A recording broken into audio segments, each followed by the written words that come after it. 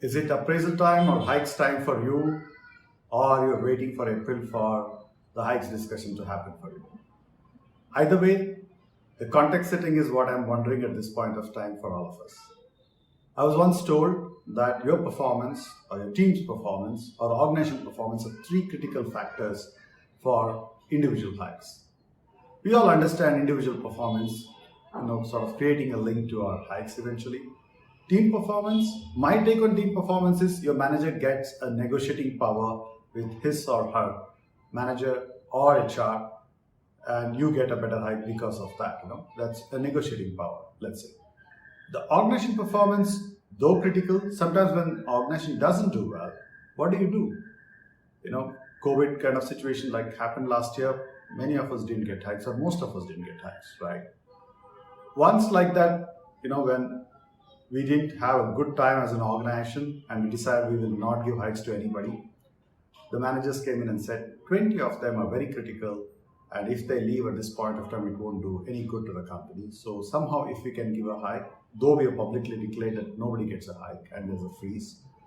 So backdoor, we gave 20 people some hike. What happened? Another 20 people who got to know about these double standards of the enterprise left. So there was a price the organization paid for just selectively managing hikes, and the organization context in that case didn't matter. Some 20 people got lucky. Another dimension I was once told is about, for you to get hikes, your individual role is also important. So as an individual, what you do is also important, and the context is important. And the list like this is sort of very confusing, isn't it? So what are we talking when we say individual is important? Let's say we have a great relationship with somebody and we are making a passionate case with our boss that, look, she is working so hard, very perseverant, reliable, committed person. Results didn't go her way this year. Can we somehow give an increment to her?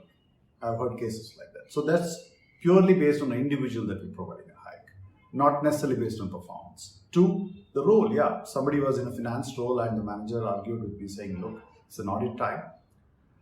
The person, not somebody naturally I would have given a hike, but then the role is important at this point of time. We don't want any new fires. Char bole to do to kar hi leta hai. So let's give a hike for now and invite the fire some other time. So that's giving it for a role. And context, we saw a services company getting acquired once, and the buyer had paid good amount of money, and the people involved were important at that point of time. Though it was out of turn, they gave increments and bonuses to a cohort of people just to keep them happy and retained. So there the context mattered. So individual performances matter, but then as we are experiencing the organization context, team performance, the role, the individual, all these things are coming together. What does it tell you? In the world of bell curve, ratings, logic and frameworks that the organization give you for increments, all these things put together, there's one thing that I realized over a period of time that works. The organization discretion and the manager discretion.